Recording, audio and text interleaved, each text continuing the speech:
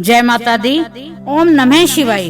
आज हम शिव पुराण के रुद्र संहिता के 16वें अध्याय का श्रवण कर रहे हैं। स्वयंभू, मनु और शतरूपा की, ऋषियों की तथा दक्ष कन्याओं की संतानों का वर्णन और सती और शिव की महत्ता का प्रतिपादन। ब्रह्मा जी कहते हैं कि हे नारद, फिर मैंने शब्द, मात्रा आदि सूक्ष्म भूतों को स्वयं ही पंचीकृत करके अर्थात उन पांचों का परस्पर सम्मिश्रण करके उनसे स्थूल आकाश, वायु, अग्नि, जल और पृथ्वी की सृष्टि की। पर्वतों, समुद्रों और वृक्षों आदि को उत्पन्न किया। कला से लेकर युग पर्यंत जो काल विभाग है उनकी रचना की। हे मुने, उत्पत्ति और विनाश वाले और भी बहुत से पदार्थों का मैंने निर्माण किया, परंतु इससे मुझे संतोष नहीं हुआ।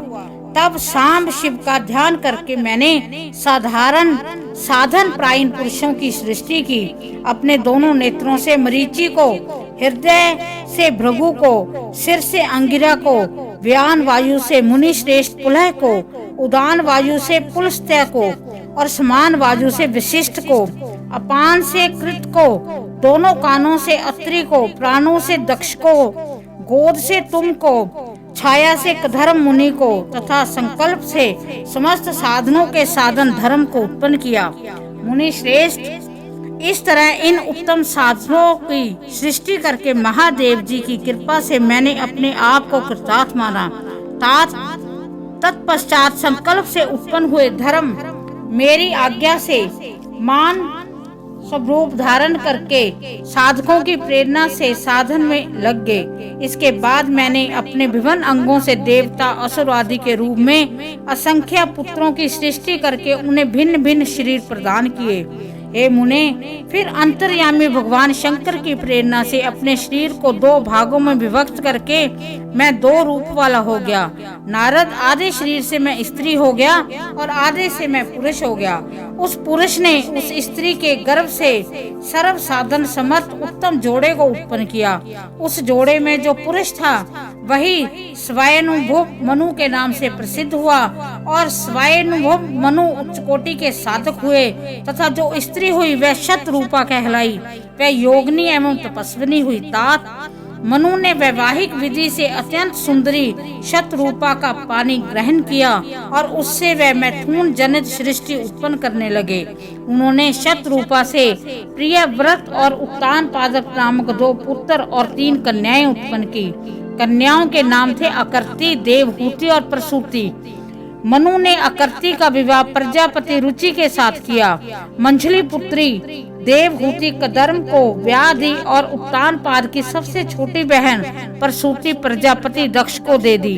उसकी संतान परंपराओं से समस्त चराचर जगत व्यापक है। रुचि से आकृति के गर्भ से यज्ञ और दक्षिणा नामक स्त्री पुरुष का जोड़ा उत्पन्न हुआ। यज्ञ के दक्षिणा से 12 पुत्र हुए। मुने कदर्म द्वारा देवहूति के गर्भ से बहुत सी पुत्रियां उत्पन्न हुई। दक्ष के प्रसूति से 24 कन्याएं हुई। उनमें से श्रद्धा और 13 कन्याओं का विवाह दक्ष ने धर्म के साथ कर दिया। मुनीश्वर, धर्म की उन पत्नियों के नाम सुनो: श्रद्धा लक्ष्मी, धृति तुष्टि, पुष्टि मेधा, क्रिया, बुद्धि, लज्जा, वसु, शांति, सिद्धि और कीर्ति। ये सब 13 हैं। इनमें से छोटी जो शेष 11 सुलोचना कन्याएं थीं, उनके नाम इस प्रकार हैं: ख्याति, सती, संभूति, स्मृति, प्रीति, क्षमा, सन्नति, अनसुईया, ऊर्जा, स्वाहा और स्वधा। भृगु, शिव, मरीचि, अंगिरा मुनि, पुलस्त्य, पुलह मुनि श्रेष्ठ, कृत्यु, अत्रि, विशिष्ट, अग्नि और पितरों ने क्रमश इन ख्याति आदि कन्याओं का पानी ग्रहण किया। भृगु आदि मुनि श्रेष्ठ साधक हैं। इनकी संतानों से चराचर प्राणियों सहित सारी त्रिलोकी भरी हुई है। इस प्रकार अंबिकापति महादेव जी की आज्ञा से अपने पूर्व कर्मों के अनुसार बहुत से प्राणी असंख्य श्रेष्ठ द्विजों के रूप में उत्पन्न हुए। कल्प भेद से दक्ष के 60 कन्याएं बताई गई हैं। उनमें से 10 कन्याओं का विवाह उन्होंने धर्म के साथ किया। 27 कन्या चंद्रमा को ब्याह दी और विधि पूर्वक 13 कन्याओं के हाथ दक्ष ने कश्यप के हाथ में दे दिए। नारद, उन्होंने 4 कन्याएं श्रेष्ठ रूप वाले ताक्षय को ब्याह दी और भृगु, अंगिरा और कृषा शव के 2 कन्याएं अर्पित की। उन स्त्रियों से उनके पतियों द्वारा बहुसंख्यक चराचर प्राणियों की उत्पत्ति हुई। मुनि श्रेष्ठ दक्ष ने महात्मा कश्यप को जिन 13 कन्या का विधि पूर्वक दान दिया था, उनकी संतान से सारी त्रिलोकी व्यापक है। स्थावर और जंगम कोई भी सृष्टि ऐसी नहीं है जो कश्यप की संतान से शून्य हो।